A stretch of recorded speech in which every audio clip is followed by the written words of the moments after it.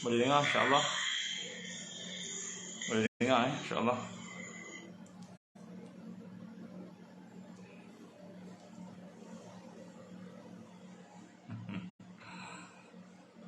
Hari ini tak jumpa tripod. Terpaksa guna pasang siap insya-Allah. Jadi insya-Allah mudah-mudahan boleh dengar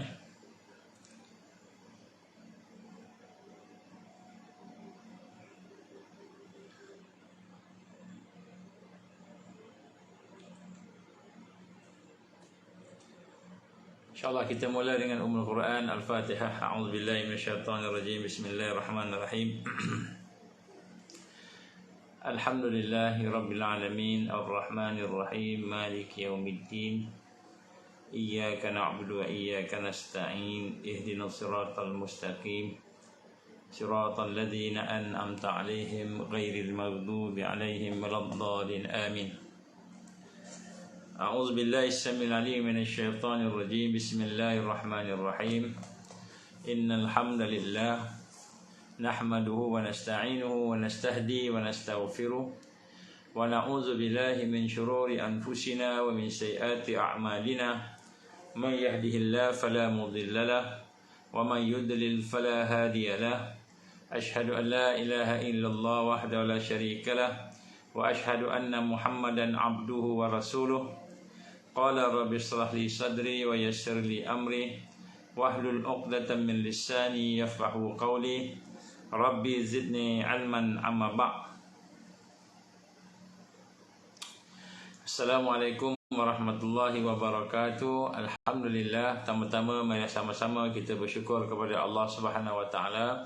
Dengan keizinan Allah, dengan kasih sayang Allah, kita telah diberikan kesempatan pada malam ini oleh Allah Subhanahu Wa Taala untuk kita sama-sama berkumpul dalam satu program yang kita sama-sama cuba hidupkan setiap hari. Pada malam ini sepatutnya kita ada kooperasi yang ke-17, tetapi oleh kerana ada berlaku beberapa perkara yang kita melihat berkenaan dengan musibah-musibah yang datang pada kita, pada kawan-kawan kita, keluarga kita, maka insya-Allah kooperasi kita tangguh, kita bincang sedikitlah berkenaan dengan musibah ini yang kita akan berhadapan dengannya, sebagaimana yang digambarkan oleh Rasul Sallam dalam hadis-hadisnya, bahawa kita akan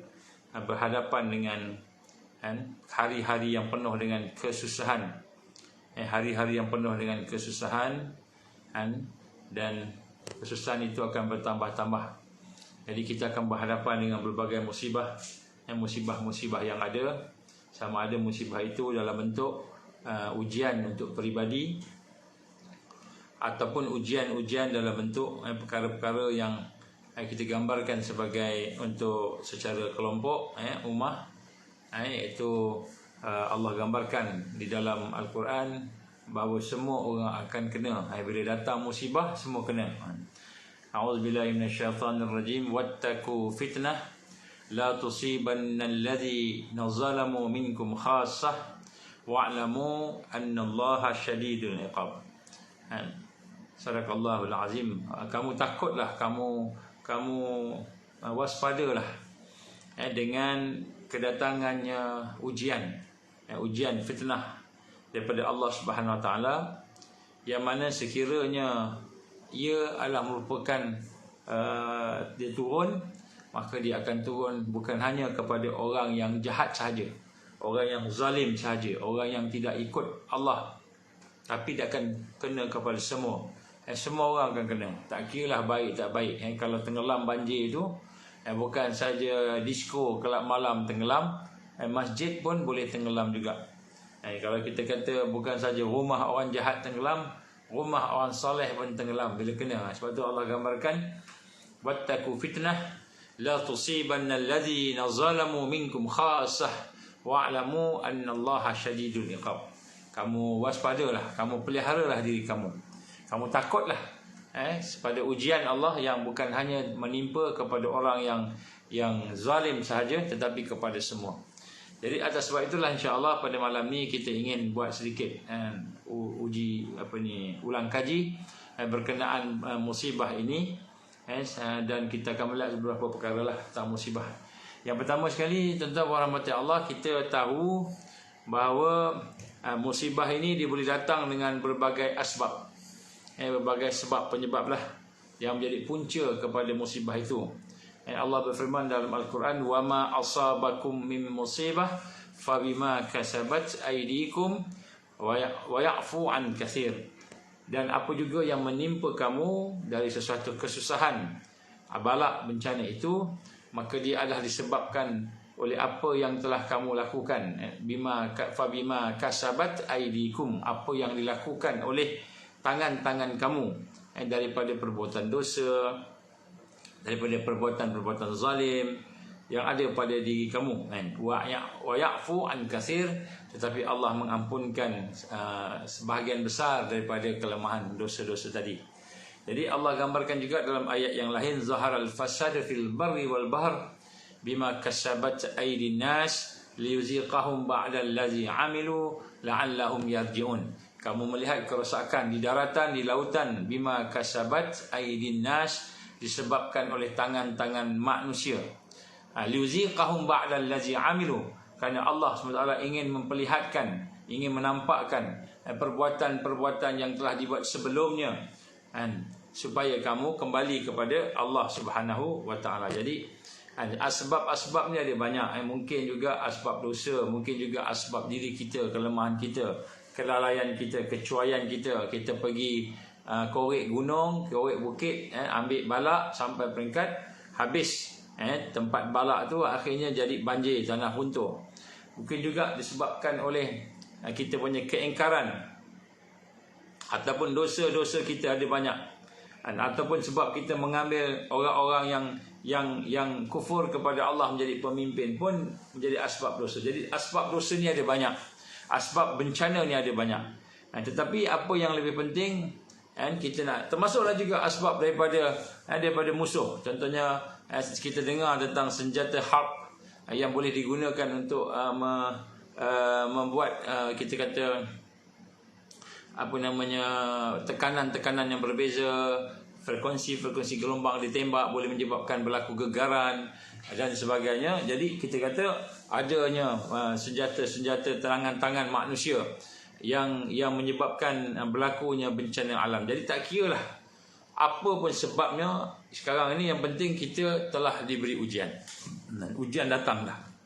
Kalau ada kata kalau kat Malaysia ni hujan turun dalam keadaan yang sepatutnya tak turun hujan, tiba-tiba turun hujan. Sepatutnya tidak ada gempa bumi, tiba-tiba ada gempa bumi dan sebagainya. Maka ini semua adalah merupakan tangan-tangan manusia. Ini merupakan sebab dosa. Tak kira apa pun asbab musibah, bencana yang kena pada kita, kena kepada saudara kita dan sebagainya, maka itu semuanya sebenarnya tidaklah perkara yang paling penting sekali. Yang paling penting sekali kita nak kena faham dan kena mengetahui, kena yakin dalam hati kita bahawa bukan asbab yang penting. Asbab ni penting, itu bukan yang paling penting lah. Yang paling penting sekali ialah musabbibul asbab. Yang paling penting ialah bila kita melihat suatu bencana, kita melihat suatu perkara yang berlaku, melihat satu perkara yang kita tak suka, ancaman, ketakutan, kita tengok kita kata balak, bencana tadi, maka yang penting sekali untuk kita sama-sama melihat tu dengan kacamata iman adalah kita melihat musabibul asbab. Apa maksud musabibul asbab? Yang memberi, yang menjadikan asbab. Jadi asbabnya mungkin sebab dosa, asbabnya mungkin sebab musuh dengan senjata harbnya, mungkin dengan sebab engkar kita, mungkin dengan sebab kejahatan maksiat berleluasa. Berbagai asbab-asbab tadi. Mungkin juga sebab kelalaian kita, yang kita tarah pokok sampai tidak ada langsung tanah-tanah yang boleh dipelihara dan akhirnya menjadi tanah longsor dan sebagainya. Maka itu semua adalah asbab. Maka yang paling penting sekali kita nak tengok dalam hal ini ialah musabibul asbab, iaitu yang memberikan asbab, yang menjadikan asbab, iaitu Allah Subhanahu wa taala. Dialah, Allah lah yang maha mengetahui hakikat sebenarnya sesuatu balak itu. Dialah yang paling paling penting untuk kita lihat dulu sebelum melihat asbab. Asbab kita kena tengok untuk belajar. La'allahum yarji'un. Allah gambarkan supaya kamu ni belajar, rujuk balik, kembali balik, bertaubat balik semula kepada Allah tadi. Tetapi yang lebih penting ialah bila kita melihat sesuatu bencana, kita melihat musabibul asbab, iaitu yang menjadikan asbab, yang menyebabkan, kita kata bencana, yang mendatangkan bencana itu. Maka bila kita melihat musabibul asbab itu, bila kita melihat Allah, kita patah balik kepada Allah. Kita tengok banjir, jangan nampak banjir je, jangan nampak ini empangan ni, empangan pecah. Jangan nampak ini hub ni daripada Singapura. Ini nampak maksiat ni, banyak sangat orang buat. Betul, benda itu kita jadikan pengajaran. Tapi nombor satu bukan yang itu. Nombor satu, jangan melihat asbab, melihat musabibul asbab, iaitu kita melihat kepada yang menjadikan sebab tadi, yang mengizinkan sebab. Contohnya hub, kita kata ini senjata Zionis ni, senjata Dajjal ni, dia ada hub dan sebagainya. Jadi kita tengok yang senjata tu sampai kita rasa takut sebagainya. Senjata tu takkan berjaya, takkan boleh nak menghancurkan apa-apa pun, nak membinasakan apa-apa pun, nak mendatangkan banjir semua, takkan berjaya illa biiznillah, melainkan dengan izin Allah. Jadi sebab tu bila melihat bencana, nombor satu, kita jangan tengok ini sebab ni, jangan tengok sebab, tapi hati kita renung, berfikir, melihat dengan kita menghubungkan dengan musabibul asbab, iaitu yang menjadikan sebab, itu Allah Subhanahu Wa Taala. Inilah hakikat yang sebenar. Jadi apa pun berlaku, maka kita terus hubungkan dengan Allah. Allah izin berlaku, Allah yang maha berkehendak, Allah yang maha berkuasa, Allah Subhanahu Wa Taala yang menginginkan perkara ini berlaku. Tak kiralah sebab apa, kita nak kena kembali pada Allah dulu. Dan sebab itulah bila kita faham yang ini, maka kita kata untuk mengelakkan berlakunya bencana tadi, maka kita kena bertindak kembali kepada kehendak Allah, kembali kepada ketundukan kepada Allah, merendahkan diri kepada Allah. Ini nombor satu. Jadi sebab tu kadang-kadang kita lupa, kita kata ini hub, ini kerja Zionis ni, ini kerja musuh Islam, ni kerja. Kita terlupa Allah. Kita terlupa yang berkuasa itu Allah.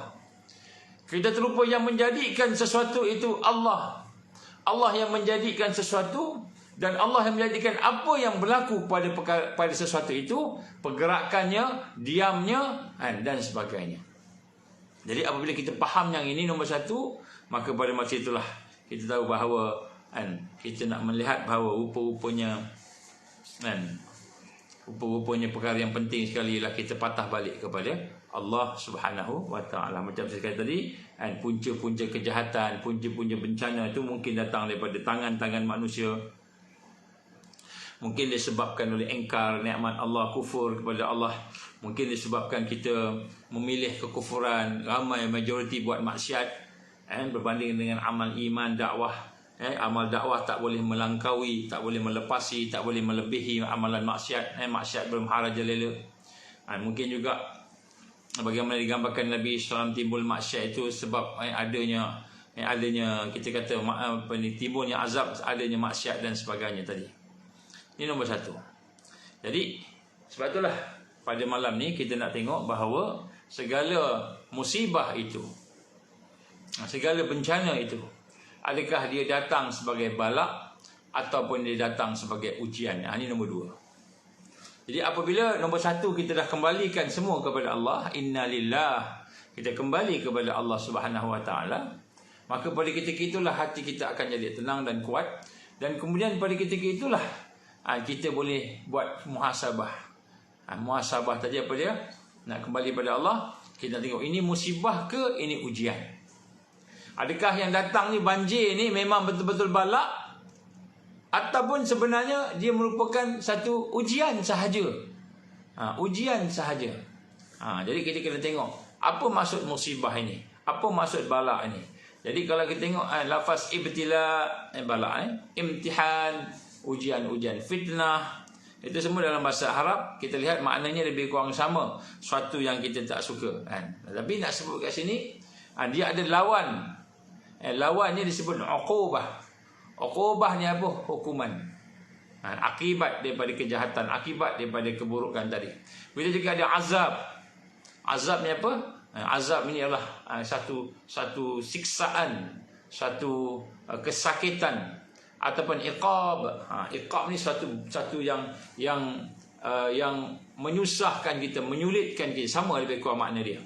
Dan jadi di sini kita lihat apakah ini bersifat, adakah dia ujian ataupun merupakan satu balak kepada kita. Ini nombor 2. Jadi seperti bila kita berhadapan dengan banjir, berhadapan dengan tanah runtuh, berhadapan dengan rumah kita habis tenggelam, rumah kita habis harta kita.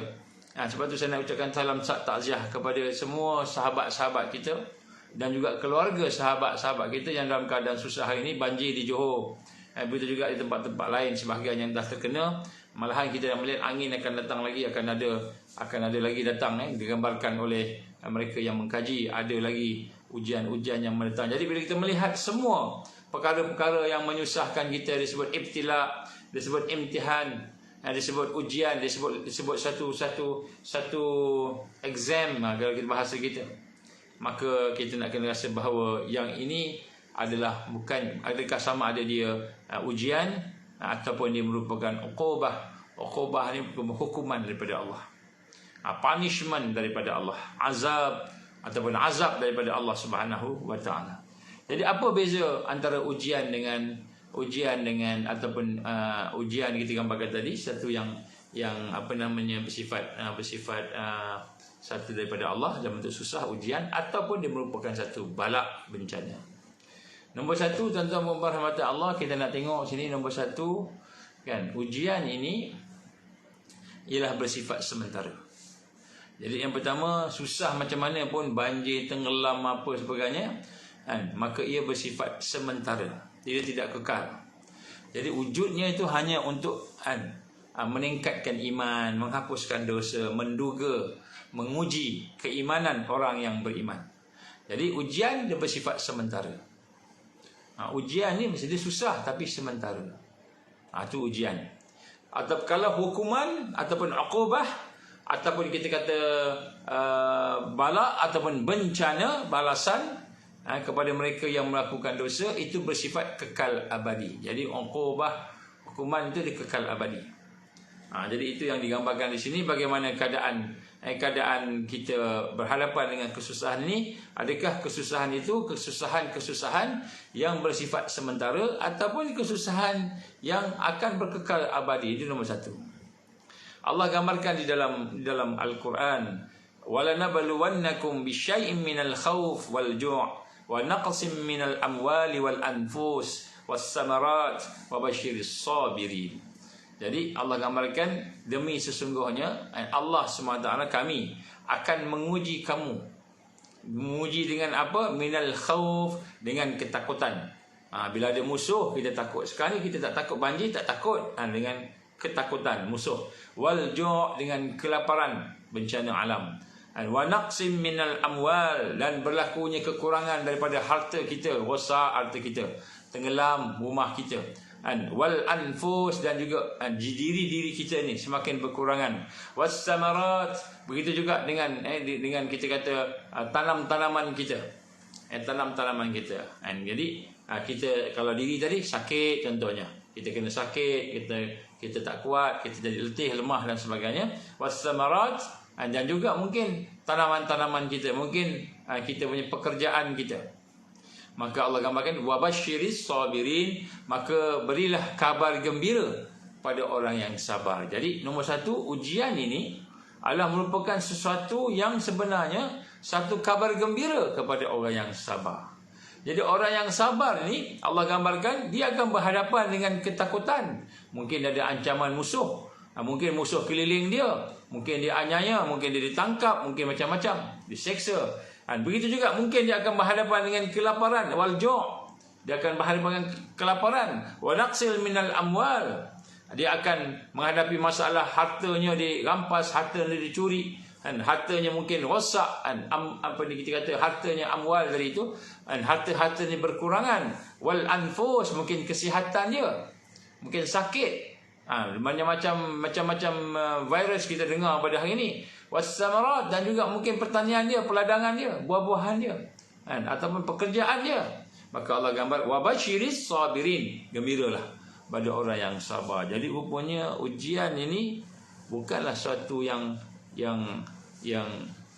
melemahkan kita, menghancurkan kita, tapi sebenarnya dia merupakan satu kebaikan, sebab Allah menggunakan perkataan wabasyiris sabirin. Wabasyiris sabirin, dan berilah berita gembira kepada orang yang sabar. Jadi kita tengok banjir, jangan nampak banjir je. Kita nampak ya musabibul asbab, ini Allah turunkan. Allah bagi kita banjir, Allah bagi kita susah, Allah bagi kita kurang mungkin rosak harta kita, Allah bagi kita pekerjaan kita habis, dah tanam elok-elok, tiba-tiba nak tuai banjir pula. Jadi kita berhadapan dengan kesusahan-kesusahan. Maka Allah gambarkan orang yang beriman wabasyiris sabirin, wabasyiris sabirin. Jadi Allah sebenarnya nak menduga iman kita. Dan ini yang berlaku kepada semua para rasul, para nabi. Nabi Ibrahim diuji, diboikot, dibuang sampai peringkat dicampak ke dalam api oleh Namrud. Nabi Ayub sakitnya berpanjangan sampai tak boleh bergerak, ditinggalkan oleh isterinya, dihalau daripada rumahnya, dirampas hartanya dan sebagainya. Dan Nabi Allah Yusuf masuk dalam penjara, duduk dalam penjara, merengkok seorang-seorang dalam penjara. Nabi Allah Yahya juga pernah masuk dalam penjara. Nabi Yunus masuk dalam perut ikan Nun. Dan Rasul SAW sendiri, Nabi Muhammad SAW pun pernah diboikot oleh kafir Quraisy. Jadi kita lihat semua perkara yang berlaku itu bersifat sementara. Ini ujian. Sebab tu kita jangan keluh kesah. Kerana di sebalik itu ada kebaikan dan keuntungan.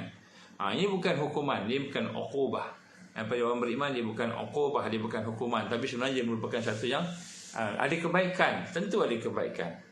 Jadi yang kedua, ujian sebenarnya adalah memberikan peringatan dan kesedaran. Kalau kita dapat ujian, kita semakin dekat dengan Allah. Maka kita dapat kesusahan, semakin dekat dengan Allah, maka itu disebut ujian. Dia bukan balak bencana. Balak diberikan kesusahan, diberikan kesenangan, semakin jauh daripada Allah. Itu balak. Jadi bila kita diberikan kesusahan, kita semakin dekat dengan Allah. Semakin kita istighfar, astaghfirullahalazim, dulu aku sayang sangat dengan kereta, hari ini kereta penuh dengan lumpur, habis kita, tenggelam. Dulu aku sayang sangat dengan rumah aku, inilah rumah yang aku kumpul duit sebagainya, tiba-tiba hari ini rumah habis, tenggelam. Oh, rupanya rumah ni sampah je, dah jadi sampah rumah tu. Kan, kereta dah jadi sampah, rosak. Jadi kita akan tengok ini, subhanallah, ini peringatan daripada Allah. Engkau sayang sangat pada harta dunia, Allah Ta'ala bagi ujian. Jadi kita sayang dengan makhluk ni, Allah ni maha cemburu. Allah ni maha cemburu, ghira. Allah maha cemburu. Jadi Allah SWT melihat seorang makhluk yang dia sayang, orang beriman. Orang beriman ni dia sayang. Maka tiba-tiba dia sayang kat isteri dia lebih daripada sayang kat Allah. Ataupun sayang kat suaminya lebih daripada sayang pada Allah. Sayang pada harta lebih daripada sayang pada Allah. Maka pada ketika itu Allah akan uji dengan yang disayang tadi. Jadi ujian ni baik buruknya sebenarnya memberikan peringatan kepada kita. Kan? Orang yang terpisah dengan isteri, anak-anak, keluarga, masuk penjara. Masuk penjara baru dia perasan, ya Allah, rupa-rupanya anak itu ujian, isteri itu ujian, suami itu ujian, harta itu ujian, pekerjaan ini ujian, rupa-rupanya ya Allah, baru dia teringat. Maknanya kalau Allah nak ambil lah apa yang ada pada dia tu, kan, begitu je, senang, sekali mata dah Allah boleh ambil. Maka itu, oh, rupanya ujian. Rupanya aku ni sayang sangat dengan kereta aku sayang sangat dengan rumah aku sayang sangat dengan diri aku sayang sangat dengan kesihatan, badannya, muscle-nya, maklumlah, jurulatih gym, kan, hebat. Tetapi rupanya bila Allah bagi sakit, oh ya Allah, kesihatan aku nampak, rupanya ni ujian. Allah nak bagi peringatan. Apa yang kau sayang, apa yang kau fokus, apa yang dekat di hati kamu, lebih daripada Allah, Allah uji. Ini untuk orang beriman. Untuk orang beriman. Kalau orang tak beriman, dia tak terasa apa-apa. Dia rasa keluh kesah, rasa bunuh diri pun ada. Dan ada orang diuji dengan buang kerja. Kan, bisnes habis, muflis, bunuh diri. Ada orang yang diuji dengan ditinggalkan kekasih, bunuh diri. Ada orang yang diuji dengan kalah pasukan bola sepak, dikalah, bunuh diri. Ada orang yang diuji pelajar universiti Yang diuji dengan gagal dalam exam, gagal, gantung diri, bunuh diri. Jadi kita lihat hari ini, orang beriman, maka apabila dia berada dalam keadaan apa sahaja pun, barulah dia rasa, oh Allah SWT nak uji aku. Dulu aku sayang sangat dengan kereta, aku sayang sangat dengan harta, aku sayang sangat dengan kerja, aku sayang sangat dengan sesuatu yang ada dalam hidup aku ini. Rupanya semua tu Allah boleh ambil, anytime Allah boleh ambil. Sebab tu Allah gambarkan kepada kita dalam surah Al-Anbiya ayat 35, kullu nafsin dha'iqatul maut wa nabluukum bisyarri wal khair fitnah wa ilaina turja'un. Kullu nafsin dha'iqatul maut. Setiap yang berjiwa itu akan mati. Setiap yang berjiwa, kita semuanya akan habis, dunia ini akan tinggalkan, mati semua. Wa nabluukum bisyarri wal khair. Dan Allah kata, kami akan menguji kamu bisyarr, dengan kesusahan, dengan kepayahan, dengan kesulitan, dengan apa sahaja perkara-perkara yang melemahkan kita, wal khair, dan juga dengan kebaikan, sebagai ujian, sebagai cubaan. Wa ilaina turja'un, dan kepada kamilah kita semua akan dikembalikan. Kepada Allah semua akan kembali. Wa ilaina, dan kepada kamilah semuanya akan dikembalikan. Jadi maknanya di sinilah Allah gambarkan kepada kita bagaimana berlaku pada Nabi Allah Sulaiman. Contohnya ketika dia nak masuk, nak pergi berjumpa, menghadapi dengan Ratu Balqis, satu kerajaan di Yaman yang hebat, nak pergi ke sana. Jadi akan berlakulah beberapa perkara yang akan menyebabkan pertembungan, kematian. Akhirnya dia kata, siapa yang boleh bawa singgasana Balqis ke sini? Maka berkatalah seorang yang berilmu, qala allazi indahu al-ilm minal kitab. Berkata seorang yang berilmu daripada ahli kitab itu, aku boleh membawa dengan sekelip mata. Tiba-tiba dah ada dah. Namanya nikmat. Maka kata Sulaiman, kata, qala hadza min fadli rabbi. Hadza min fadli rabbi. Inilah kurniaan Allah. Dia tengok kehebatan dia, boleh kontrol, boleh ada orang yang boleh bawa istana ataupun singgasana Balqis ke tempat dia tu, ke Palestin. Boleh bawa ke situ daripada Yaman, bawa ke situ. Dia tak lupa, oh aku terror, aku raja, aku hebat, aku kuat. Tak, dia kata apa? Hadza min fadli rabbi. Inilah merupakan kurniaan daripada Tuhan aku. Liyabluwani ashkur am akfur. Dan Allah SWT nak uji aku, sama ada aku ni syukur ataupun kufur. Jadi Nabi Sulaiman bila diberi nikmat, dia tahu, oh ini ujian, Allah nak uji aku syukur ke aku kufur. Tapi berbanding dengan Qarun, tak pula. Qarun pula diuji dengan ada harta banyak sebagainya, dia senang, dia tak nampak kesenangan tu. Yang dia kata, ini daripada ilmu aku, dia kata, daripada ilmu aku diberi kekayaan ini dengan sebab ilmu aku, pandai aku, kata Qarun. Jadi sehingga akhirnya Allah beri azab. Jadi sebab itulah ujian ni sebenarnya memberi tazkirah pada kita. Jadi kita tengok apa yang berlaku, banjir, susah, ada rumah yang kotor, masuk air, masuk najis. Kadang-kadang ada anak-anak pula yang lemas, ada saudara kita yang mati, meninggal dunia. Jadi kita melihat musabibul asbab, siapa yang memberi asbab tu Allah. Maka menundukkan diri kita, kita rendah diri kita rasa ini semua daripada Allah. Aku sayang sangat dengan kita kata keluarga, Allah ambil satu. Jadi bagi orang beriman dia peringatan. Bagi orang yang maksiat pula, dia merupakan balak. Kalau kita bermaksiat memang balak, mungkin balak daripada Allah. Dalam ayat yang lain Allah gambarkan, ma asabaka min hasanatin fa min Allah wa ma asabaka min sayyi'atin fa min nafsik. Apa saja kebaikan, nikmat yang kau dapat daripada Allah. Tapi apa saja bencana yang menimpa engkau daripada Allah, tapi sebab kamu, sebab dosa kita, sebab kesalahan kita. Jadi bila kita tengok benda-benda macam ini, maka kita nak kena rasa, oh ya Allah, rupa-rupanya engkau nak uji aku, engkau nak bagi aku sayang sangat. Allah ni memang maha cemburu. Allah ni maha cemburu. Kita sayang dengan benda lain lebih daripada dia. Kalau kita beriman, Allah akan uji kita dengan perkara tersebut. Kita sayang dengan seorang manusia, Allah akan uji kita dengan benda tersebut. Sebab tu ada orang dia kata, awak seorang isteri lah, awak jangan uji saya dengan satu yang susah-susah. Tak, bukan uji bersuami itu yang menguji dia, Allah yang menguji dia. Musabibul asbab. Allah. Jadi kita nak kena rasa macam tu. Rasa macam itu. Kita tengok balik hidup kita ni. Kadang-kadang Allah bagi nikmat, banyak nikmat. Allah bagi banyak kesenangan, banyak kemudahan. Buat ni senang, buat ni senang. Ada pernah orang sampai peringkat seorang pelajar, dia cakap dengan saya, Ustaz, saya nak tanya apa pandangan Ustaz. Setiap kali saya doa, semua dapat. Setiap kali saya doa, semua dapat. Saya nak dapat 10A dalam SPM, saya doa dapat. Saya tak ada buat belajar sangat, dapat. Saya nak pergi belajar kat UK, dia pergi UK nak buat medik. Saya belajar kat UK nak buat medik kat sana, dapat. Saya buat ni semua saya dapat. Setakat dia cakap saya, semua yang saya minta dapat. Dia kata, Ustaz, adakah ini ada sesuatu tak kena pada diri saya? Jadi kita kena ingat bahawa doa yang mustajab tu juga merupakan ujian daripada Allah. Adakah dengan doa tu kita rasa bangga, kita ni mustajab doa, kita ni orang yang hebat? Mungkin kita kata, aku ni dekat dengan Allah.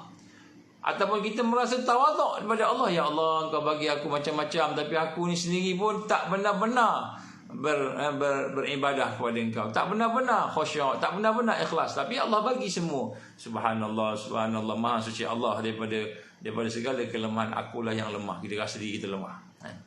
Jadi sebab itulah di sini kita tengok bahawa Allah bagi kita apa pun, semua itu adalah ujian.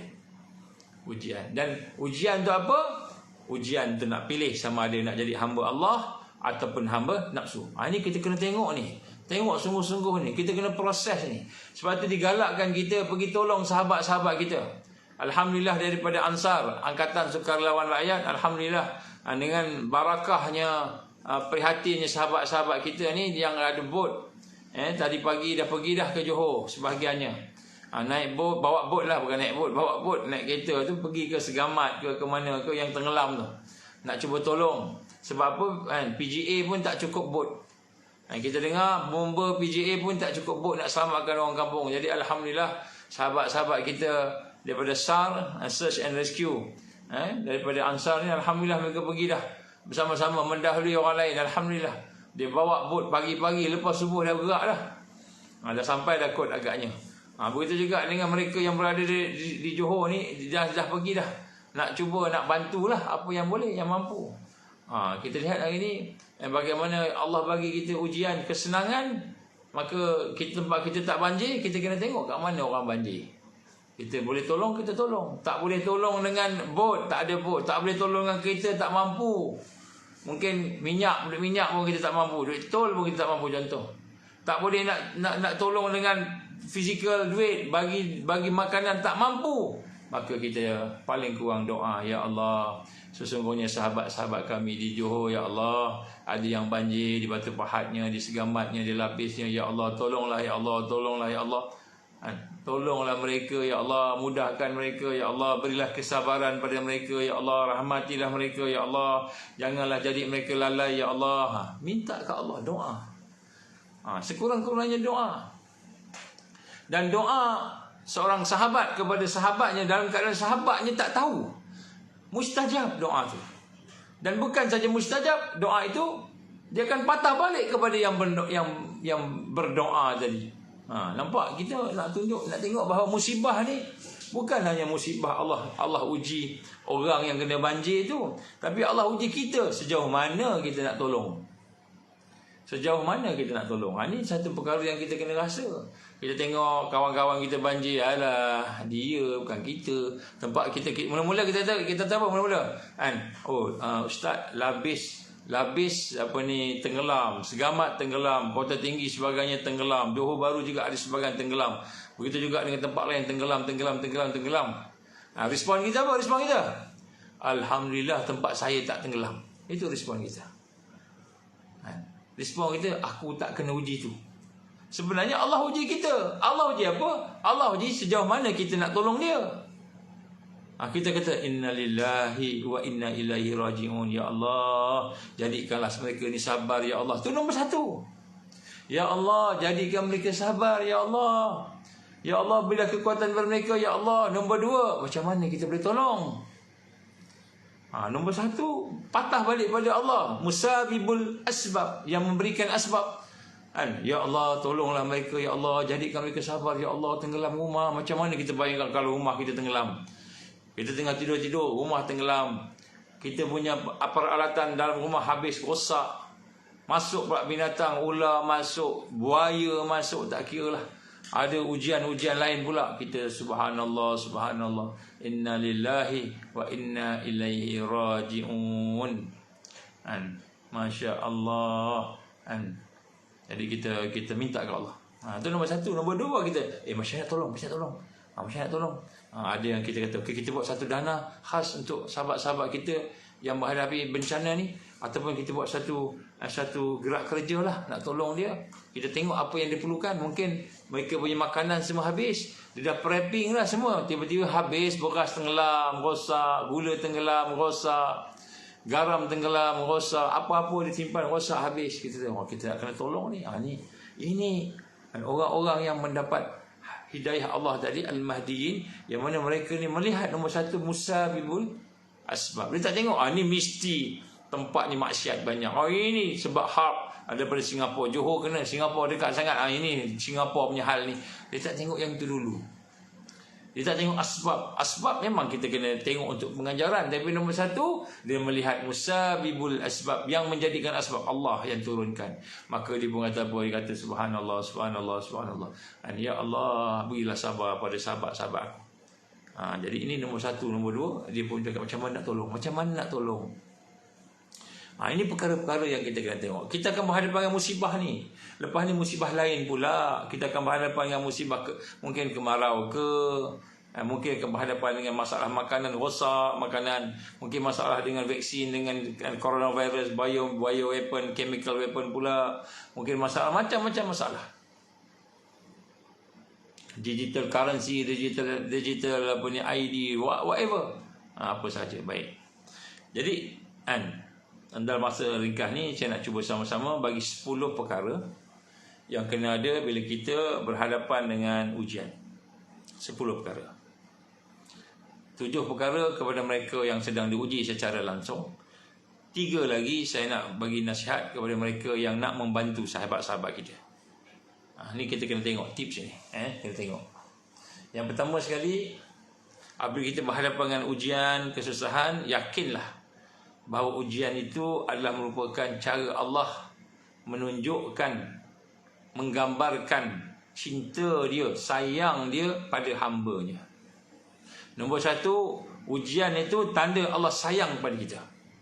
Orang yang tidak diberikan ujian yang susah sehingga dia tidak boleh nak doa ke Allah, rendah diri ke Allah, rokok ke Allah, bertaubat pada Allah, tidak ada kesedaran untuk mendekati Allah, hidup yang senang aja, semua okey je, tak ada apa, maka orang itu tandanya Allah membiarkan dia istidraj.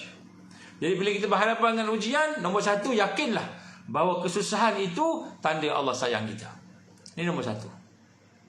Tanda Allah SWT sayang kat kita, Allah bagi ujian. Ini bagi orang beriman. Kalau orang tu tak beriman, dia nampak ujian ni sebagai satu yang kezaliman, satu yang tak bagus, satu yang tak elok. Orang yang beriman, dan sebab tu saya sekali tadi, yang pertama sekali, kita jangan tengok ujian itu asbab dia. Kita tengok musabibul asbab, yang bagi asbab Allah. Allah bagi kita ujian, kesusahan, banjir ke, aksiden ke, apa saja ujian. Nombor satu, itu lambangnya, gambarannya, tandanya Allah SWT nak menunjukkan sayang pada kita. Itu nombor satu. Allah memberikan ujian supaya kita lebih matang. Allah memberikan ujian supaya kita lebih tertingkat diri kita.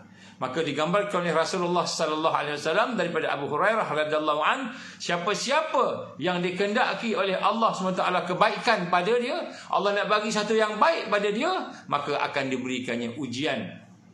Allah akan bagi ujian pada mereka yang Allah nak bagikan kebaikan. Ini hadis riwayat Imam Bukhari. Jadi maknanya nombor satu, kita nak rasa bahawa kita kena yakin, aku susah ni sebab Allah sayang aku. Sebab Allah sayang aku, maka kita nak rasa sayang pada Allah. Ya Allah, rupa-rupanya aku hari ni baru aku sedar, aku sayang kat harta aku ni lebih daripada aku sayang kat engkau. Sebab itulah aku sedih hari ni. Sedih rumah tenggelam, sedih harta rosak, sedih anak mati, sedih kesihatan kita habis tak ada, sedih sampai kita trauma, sampai kita stres. Kenapa? Rupanya ya Allah, aku sayang kepada harta aku lebih daripada aku sayang kepada engkau. Aku sayang kepada kereta aku, kerja aku sayang kepada diri aku sendiri lebih daripada aku sayang kepada engkau. Ya Allah, sebab itulah aku stres hari ni, aku trauma, aku rasa takut, aku rasa terancam.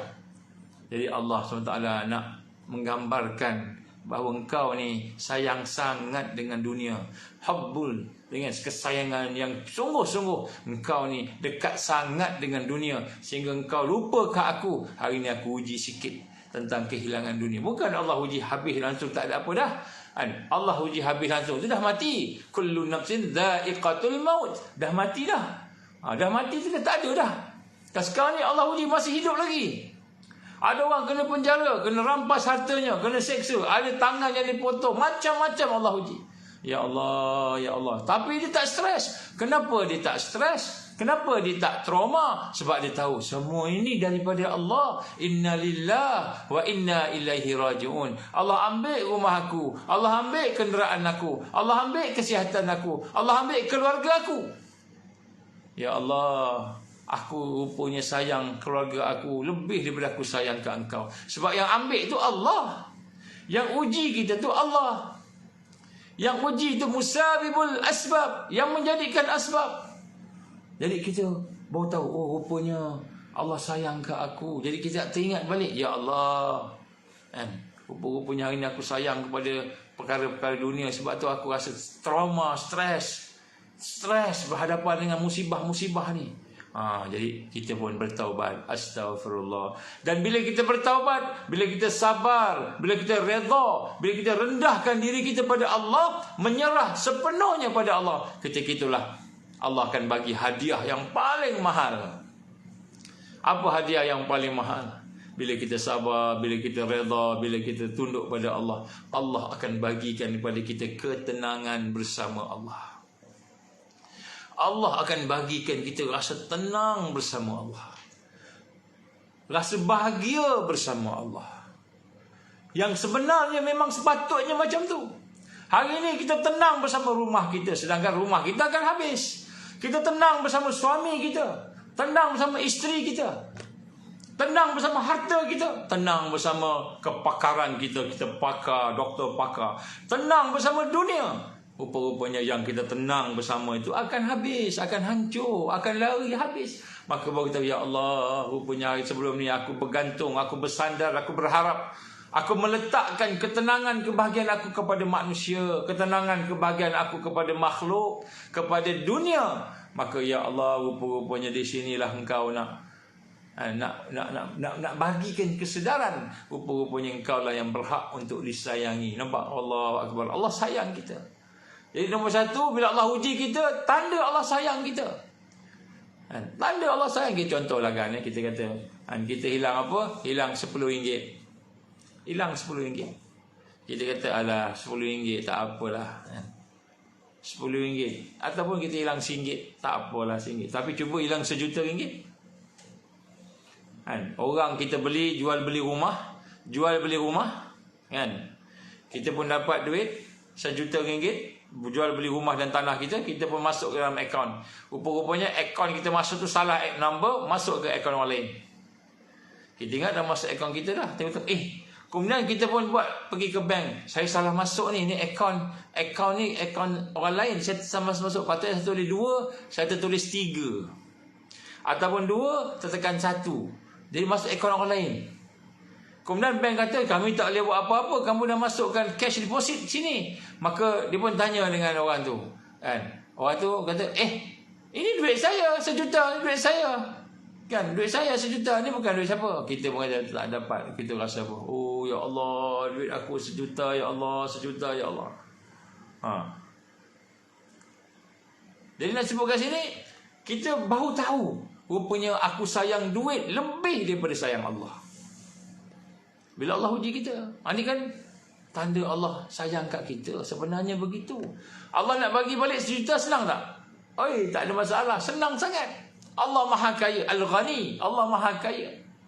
Dia boleh memberi apa yang dia nak bagi, tapi dia tengok boleh tak? Boleh tak? Dia sabar, boleh sabar tak? Ini nombor 1. Jadi sebab itu Nabi gambarkan satu hadis yang diriwayatkan oleh Abu Hurairah radhiyallahu an, telah bersabda Rasulullah SAW, kata, siapa-siapa yang Allah mahu jadikan dia orang yang baik, orang yang dekat dengan dia, maka Allah akan bagi ujian. Ini hadis riwayat Imam Bukhari. Ini nombor 1. Yakinlah setiap ujian, setiap kesusahan itu tanda Allah sayang kita. Ini jangan cakap kat orang yang tengah sedih, dia beriman dengan Allah pun tidak. Jangan sedihlah makcik, makcik jangan sedihlah makcik, pakcik yang sedih pakcik. Sesungguhnya Allah sayang pada pakcik ni, sebab tu Allah ambil ni. Dia tak faham. Dia ambil selipar dia pukul kita, kepala kita. Aku hilang rumah, aku hilang kereta, habis semua rosak. Engkau kata ni Allah sayang, dia ketuk kepala kita. Dia tak faham. Kita kena bagi faham dulu. Ini untuk kita ni sekarang ni, untuk kita. Jangan cakap macam itu dekat orang yang tengah sedih. Kita pujuk dia. Tak apalah pakcik, saya tolong pakcik ya. Pakcik, saya tolong pakcik betulkan rumah rosak banjir. Pakcik, kami tolong pakcik tolong ni semua. Tolong apa ni? Tolong bersihkan rumah. Tolong apa-apa. Dia ada fasa 1, fasa 2, fasa 3. Dia tolong sebagainya. Akhirnya anak pakcik tak mampu nak balas. Pakcik tak mampu nak balas semua jasa anak-anak ni datang daripada selamatkan pakcik, tolong pakcik sebagainya, rumah ni betulkan sebagainya. Pakcik tak mampu nak balas. Pakcik cukuplah pakcik sebut jazakumullahu khairan katsira. Semoga Allah membalas segalanya dengan kebaikan yang banyak kepada kami. Cukuplah doa tu ya pakcik sekalian. Pakcik jangan cakap gitu kan. Jadi kami buat ni pun tak nak buat apa-apa. Kami bukan nak minta upah, kami bukan nak minta duit, bukan nak minta apa. Kami datang hanya sekadar kerana Allah. Kami nak tolong pakcik kerana Allah. Kami tahu pakcik sedang susah, kami tolong. Mudah-mudahan pakcik lebih dekat dengan Allah. Lebih dekat dengan Allah. Mudah-mudahan pakcik tahu di sebalik kesusahan pakcik ni ada orang yang sayang pada pakcik, tolong pakcik. Dan tentu Allah lebih sayang pada pakcik daripada kami. Alhamdulillah pakcik rumahnya rosak, keretanya rosak, tapi pakcik ada nyawa lagi. Pakcik boleh hidup lagi, anak-anak sihat lagi, tak meninggal dunia. Jadi kita pujuk dia lah macam itu. Jangan kita kau Allah sayang pada pakcik ni, rumah habis, kereta habis lagi, dia pelangkong. Dia tak faham, kena bagi faham. Bagi faham. Baik, nombor 1, yakinlah bahawa segala ujian itu tanda Allah sayang kita. Nombor 1. Ini perasaan kita. Ini tarbiyah ruhiyah yang kita nak hidupkan. Yang kedua, yakinlah bahawa semakin besar ujian kita, makin banyak cubaan kita yang Allah bagi turunkan kepada kita, yakinlah bahawa semua tu Allah nak bagi sesuatu yang besar.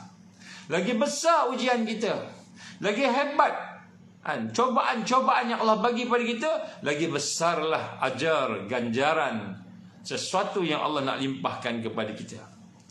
Nabi SAW telah bersabda, yang diriwayatkan oleh Anas, satu ketika berkata, Nabi SAW telah bersabda, sesungguhnya besar pahala itu tergantung kepada besarnya ujian. Sesungguhnya apabila Allah mencintai satu kaum, maka dia akan mengujinya. Nabi kata apa? Bila Allah sayang pada seseorang, Allah akan uji dia.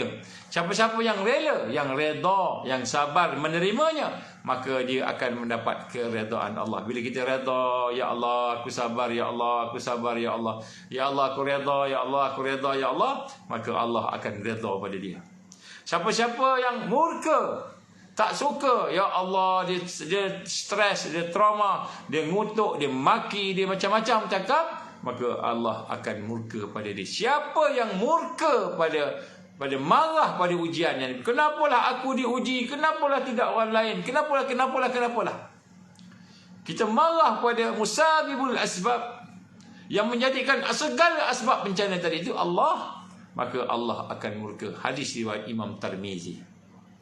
Jadi yang kedua, yakinlah lagi besar ujian yang Allah bagi pada kita, lagi besar ganjaran, lagi besar perkara yang Allah nak bagi pada kita. Ini Allah Maha Kaya. Allah Maha Kaya. Kita nak kena rasa. Ya, sebab tu nombor 2 ni kita kena faham, kita kena yakin, ni kena yakin. Barulah dia akan jadi orang yang boleh bersabar, boleh menjadi orang yang boleh redha pada Allah. Apa maksud sabar? Apa beza sabar dengan redha? Dan sabar ni kita tahan diri kita daripada kritik, daripada komen, daripada buat satu yang berlanggaran dengan syarak. Kita sabar, tapi hati kita masih rasa takut, terancam, masih lagi rasa ada perasaan terhadap kita kesusahan tadi. Tapi sabar tu dapat pahala dah. Redha ni apa maknanya? Ya Allah, aku serahkan seluruh hidup aku, seluruh apa yang ada pada aku yang aku serah pada Engkau. Engkau nak ambillah ya Allah, aku redha. Redha ni maknanya disabar tanpa ada perasaan-perasaan negatif pada Allah, tanpa buruk sangka pada Allah, tanpa rasa tak patut, tanpa kritik dan komen, tu redha. Jadi redha ni maknanya kita merasai sesuatu tu dengan penuh kesabaran tanpa kita rasa maknanya ada perasaan negatif dalam diri kita. Jadi di sini kita lihat bahawa bagaimana lagi besar ujian yang Allah bagi, lagi besarlah ganjaran. Ni keyakinan, this is al-yaqin. Ni hadis Nabi tadi kan. Yang ketiga, apa dia yang ketiga? Yakinlah, percayalah bahawa ujian ini akan menghapuskan dosa kita. Ada dosa-dosa kita yang tak boleh dengan taubat, tak cukup dengan taubat. Ada dosa kita yang kita tidak boleh nak menyesal. Banyak dosa kita yang kita tak menyesal. Banyak dosa-dosa kita yang kita tak larat, tak mampu nak minta ampun ke Allah.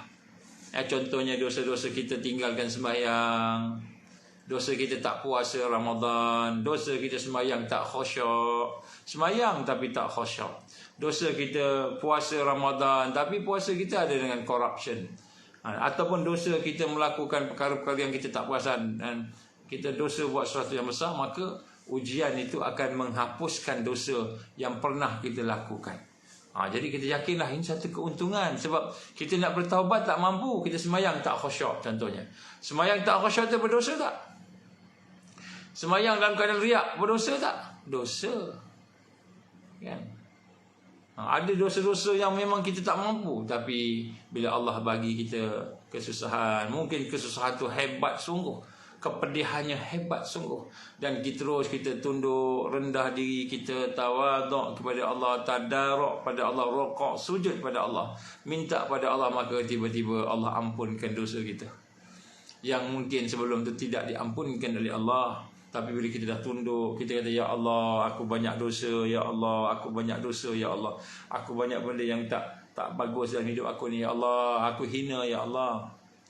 Maka Abu Sa'id Al-Khudri dan Abu Hurairah radhiyallahu an telah meriwayatkan kepada Rasulullah sallallahu alaihi wasallam telah bersabda, seseorang muslim yang ditimpa penderitaan, kegundahan, dia gelisah, anaknya hilang, gelisah, anak tak balik, gelisah, macam mana ni, sedih, anaknya meninggal dunia dan sebagainya, kesakitan, gangguan dan kerisauan.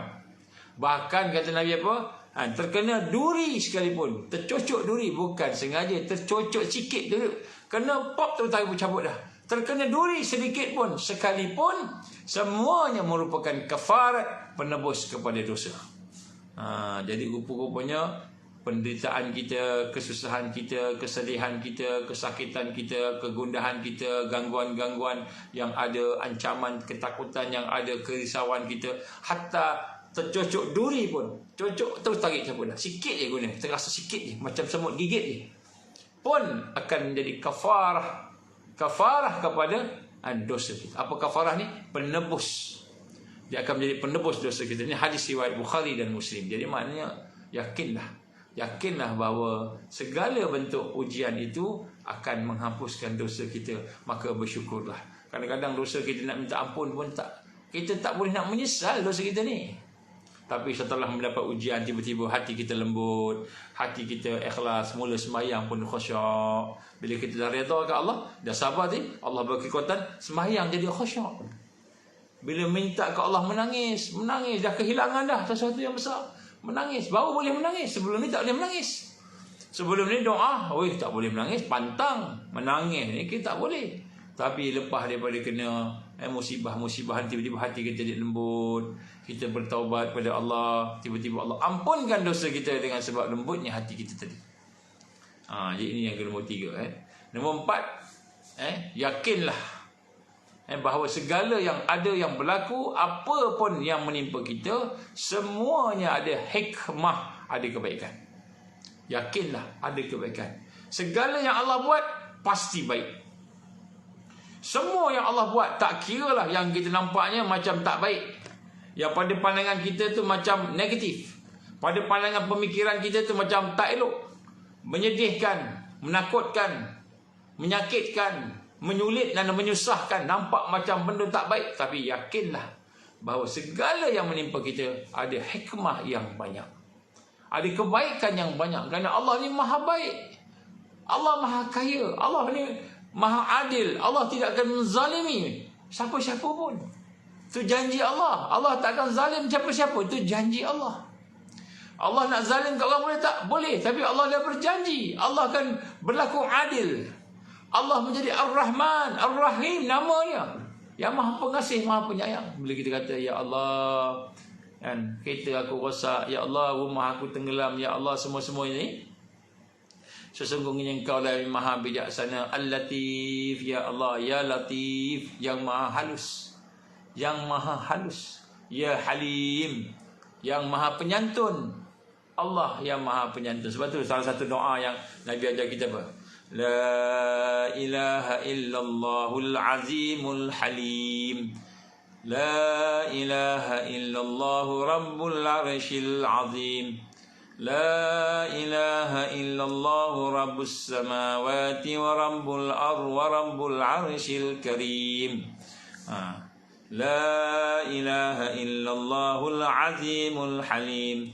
Tidak ada Tuhan melainkan Kau ya Allah, tidak ada ilah melainkan Kau ya Allah, tidak ada yang nyata melainkan Kau ya Allah. Al-Azim, yang maha agung, Al-Halim, yang maha menyantuni, yang maha menyantuni. La ilaha illallah rabbul arshil azim. Tidak ada yang nyata melainkan Kau ya Allah, tidak ada yang wujud melainkan Kau ya Allah, tidak ada yang hebat melainkan Kau ya Allah, tidak ada ilah melainkan Kau ya Allah. Tuhan kepada arasy yang agung. La ilaha illallah rabbus samawati wa rabbul ard wa rabbul arshil karim. Tidak ada ilah melainkan Kau ya Allah, tidak ada yang nyata melainkan Kau ya Allah, tidak ada yang maha hebat melainkan Kau ya Allah. Kan? Tuhan kepada langit dan Tuhan kepada bumi, Tuhan kepada arasy yang mulia.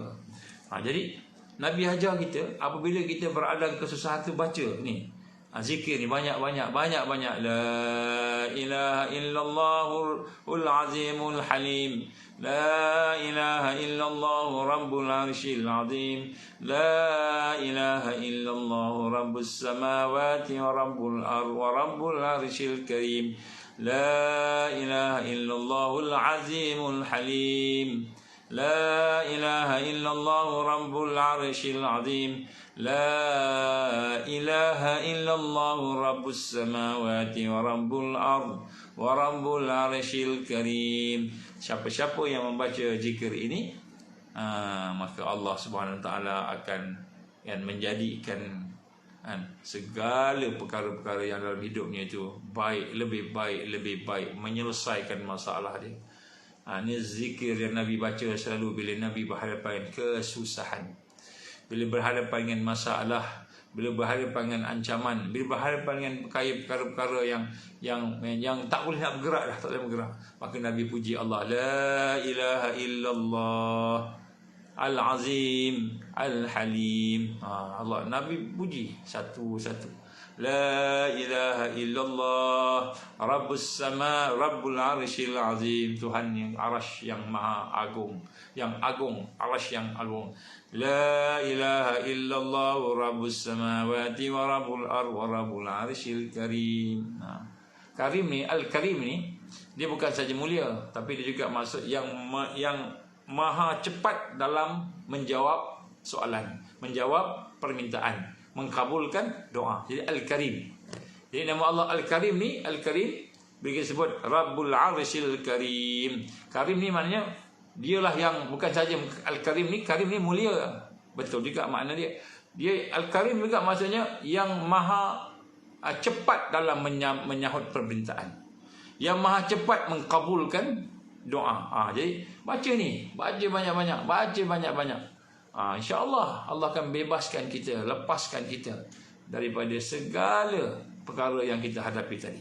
Jadi kita yang keempat ni kita kena berfikiran positif, iaitu kita yakinlah bahawa segala yang Allah bagi pasti ada hikmah, pasti ada kebaikan. Jadi kita jangan rasa keluh kesah, resah, mesti ada kebaikan. Abu Yahya Shu'aib bin Sinan radhiyallahu an telah berkata bahawa Nabi sallallahu alaihi wasallam, Rasulullah sallallahu alaihi wasallam telah bersabda, "Ajaban li amril mu'min." Sungguh menakjubkan sikap orang beriman itu, segala keadaannya dianggap baik, dan hal ini terjadi kerana imannya pada Allah. Maka apabila mendapat kesenangan, dia syukur. Bila dia mendapatkan itu lebih baik padanya. Dan bila dia mendapat penderitaan, kesusahan, dia bersabar, maka itu lebih baik baginya. Jadi syukur, sabar, syukur, sabar. Ini maknanya positif. Orang beriman dia sentiasa positif. Takaful ijabi dipanggil. Takaful ijabiyah. Jadi kita nak tengok sini bagaimana dia sentiasa positif. Ada hikmah, mesti ada hikmah dalam hati kita. Jangan cakap kat pakcik yang tengah banjir tu. Cakap pakcik tengah banjir tu sebab dia kita kena proses iman dia, baru dia boleh faham. Pakcik, mari saya tolong pakcik ya. Jadi bila kita tolong dia buat baik sebagainya, kan masa tu dia kata, "Wahai anak, sungguh-sungguhnya pakcik tak bolehlah nak balas apa yang nak buat ni.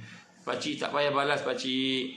Cukuplah pakcik berdoa pada Allah, dan saya berdoa pada Allah supaya sama-sama kita ni berjaya.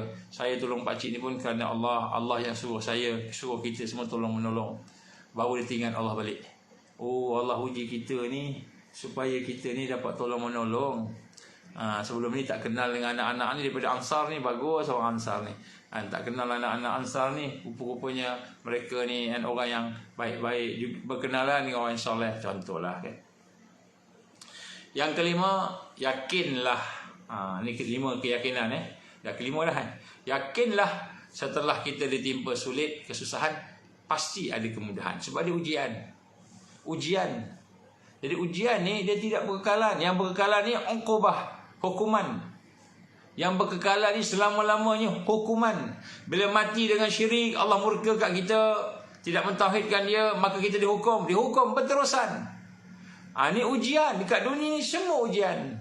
Semua yang ada dekat dunia ni ujian. Allah sebut kan, kami uji kamu, kamu pasti diuji dengan kesenangan, dengan kesusahan, ujian. Tadi apa pun yang berlaku sementara, macam itu. Jadi legalah kita. Taklah sampai bila-bila, legalah kita. Ada benda yang baik dapat kan. Allah firman apa? Fa inna ma'al usri yusra. Inna ma'al usri yusra. Ajar dia baca alam nashrah laka sadrak. Baca surah tu banyak-banyak. Mudah-mudahan Allah bagikan kelapangan hatinya, rasa lapang aja. Kena ujian pun lapang hati dia. Fa inna ma'al usri yusra. Inna ma'al usri yusra. Maka setelah kita tetapkan diri kita, kepercayaan kita, yakin kita bahawa sesungguhnya setiap yang susah, setiap yang sukar, setiap yang sulit itu akan disertai, akan didatangi lepas itu dengan kemudahan. Fa inna ma'al usri yusra. Setiap yang susah akan ada kemudahan. Inna ma'al usri yusra. Sekali lagi, sungguh-sungguh setiap yang susah pasti akan ada kesenangan. Jadi maknanya kita dapati bahawa yang kelima ni, kita tak kena rasa bahawa susah macam mana pun, insya-Allah sekejap aja. Macam itu. Habis Ustaz, sampai mati macam mana? Kalau mati pun sekejap. Umur kita berapa lama? Umur kita 100 tahun ada. Kalau 100 tahun kita sekejap, susah 100 tahun pun sekejap. Kenapa? Lepas tu kita akan hidup dalam kebahagiaan, kesenangan, redha Allah, dalam syurga Allah selama-lamanya. Wal akhiratu khairu wa abqa. Dan akhirat itu lebih baik dan lebih kekal. Wal akhiratu khairul laka minal ula. Dan akhirat itu lebih baik dan lebih utama. Jadi kita tengok sebenarnya apa yang kita hadapi hari ini, kan, susah macam mana pun, insya-Allah akan ada kesenangan. Jadi jangan kita keluh kesah macam itu. Yang keenam, kita kena yakin apa sahaja yang Allah beri sesuai dengan kemampuan kita.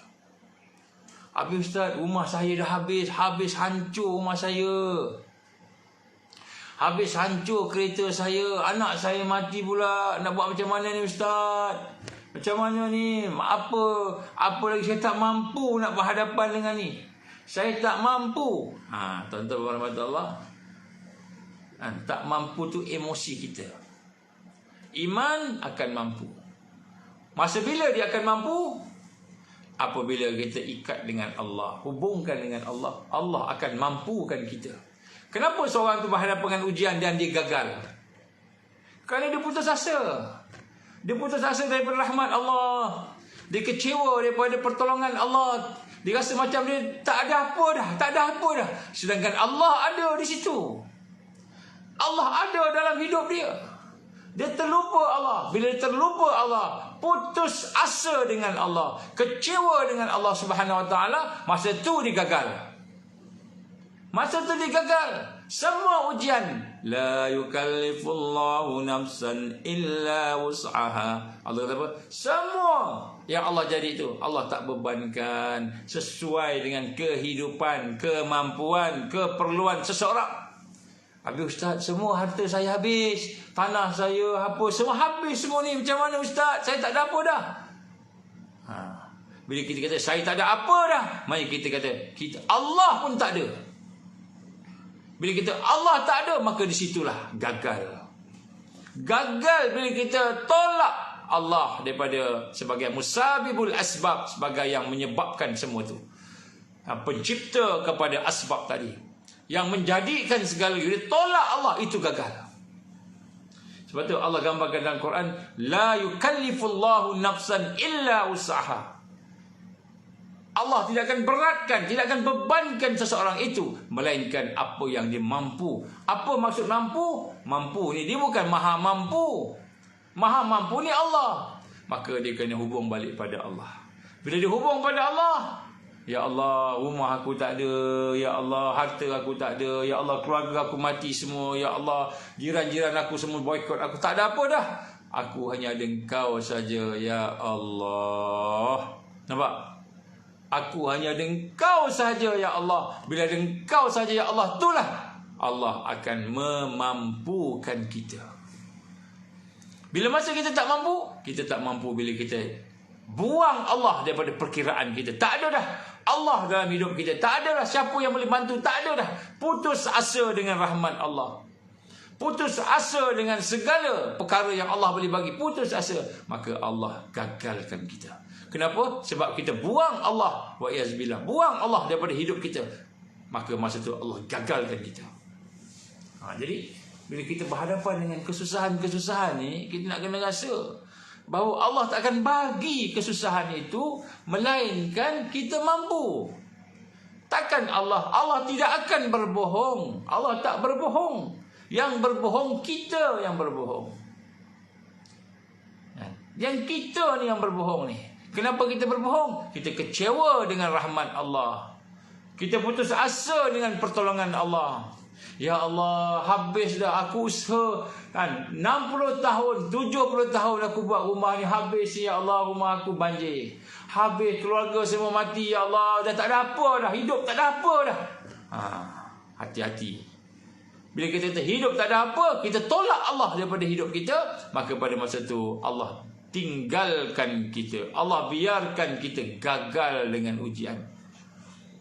Jadi Allah pasti azab orang yang telah meninggalkan dia, telah meninggalkan Allah SWT yang maha berkuasa tadi, dia tinggalkan. Jadi sebab tu bila kita berhadapan dengan tu, kita kena yakin, oh ya Allah, rumah aku tak, semua habis, tak ada dah. Kena buang kerja, apa semua tak ada dah, habis dah, kosong. Yang kita ada apa? Yang kita ada hanya satu saja, iaitu Allah. Harapan pada Allah, tawakal pada Allah. Itu je yang ada. Maka itu dah lebih daripada mencukupi. Maka digambarkan hadis-hadis Rasul sallallahu alaihi wasallam, wahai manusia, carilah aku. Allah suruh cari dia. Maknanya kita kena beriman dengan dia, yakin dengan dia, mengenal dia. Maka sekiranya engkau telah berjumpa dengan aku, maka engkau telah bertemu dengan segala-galanya yang ada di alam ini. Maka sekiranya engkau tidak bertemu dengan aku, maka engkau telah kehilangan segala-galanya daripada bumi ini. Hadis kursi. Apabila Allah gambarkan melalui Rasulullah sallallahu alaihi wasallam, suruh cari dia. Kita dalam senang, dalam mewah, dalam senang, cari Allah, cari. Mana Allah ni, cari. Oh ya Allah, Engkau lah yang bagi aku mata boleh melihat, Engkau yang bagi aku telinga boleh mendengar, Engkau yang bagi aku rumah boleh aku menginap tidur, Engkau yang bagi aku keluarga boleh bersama-sama suami, isteri, anak-anak. Ya Allah, ya Allah, ya Allah, alhamdulillah, alhamdulillah, alhamdulillah. Kita melihat Allah dalam keadaan kita syukur pada dia.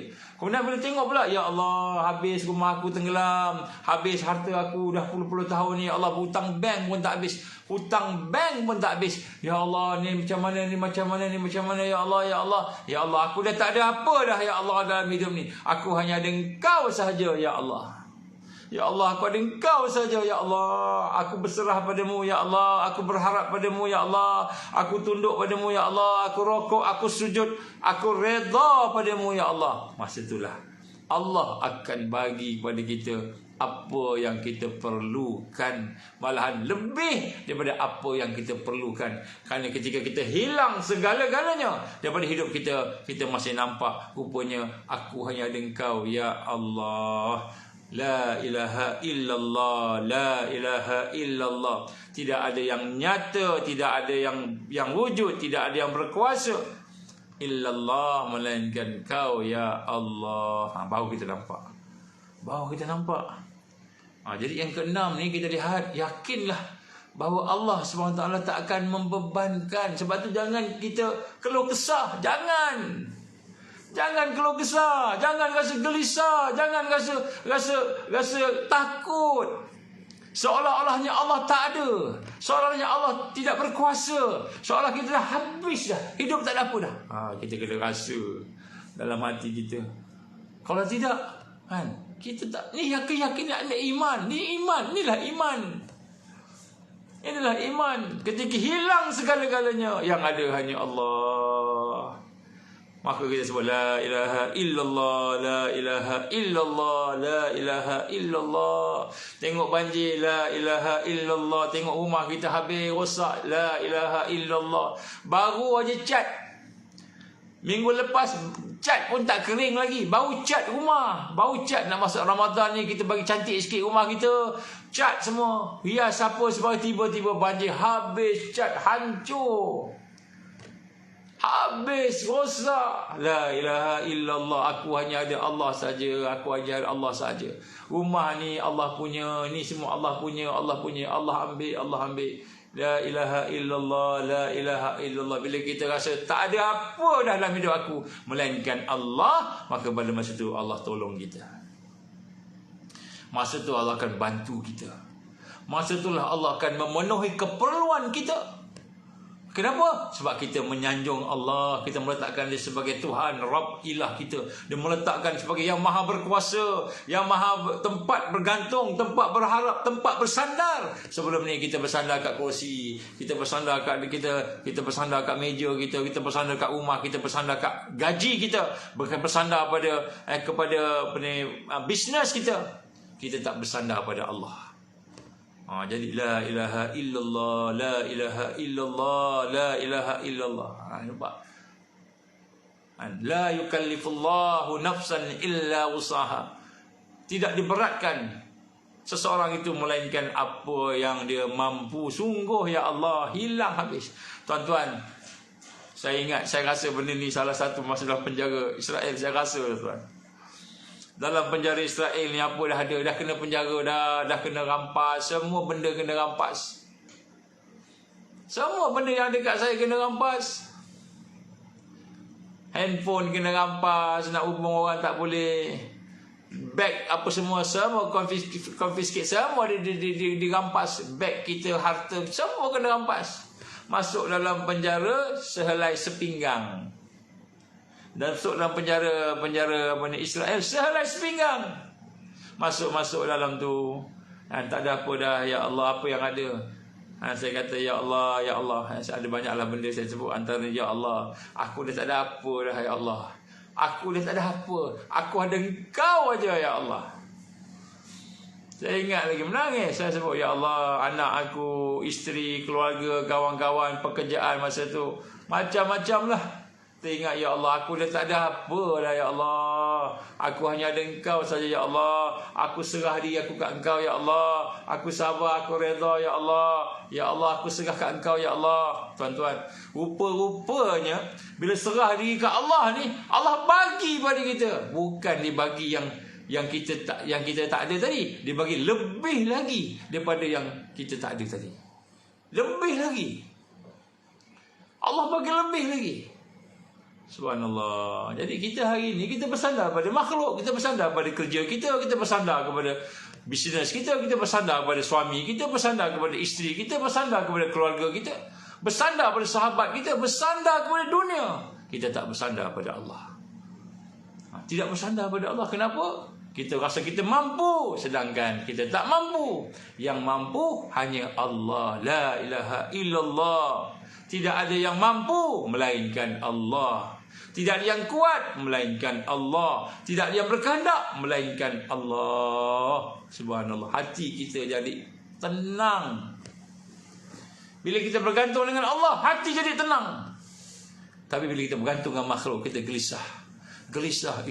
Gaji macam mana ni? Gaji tak ada lagi ni. Gaji tak ada. Kita pun cakap, oi, nak kena cari gaji ni, nak kena cari kerja ni, nak kena cari duit ni. Kalau NGO pula nak kena cari duit ni, macam mana nak bayar ni? Nak bayar ladang ni, nak bayar pekerja ni, macam mana ni? Tiap-tiap bulan fikir nak gaji, nak cari gaji, nak cari duit je. Fikir cari duit. Itu yang sampai kat minta sana minta sini.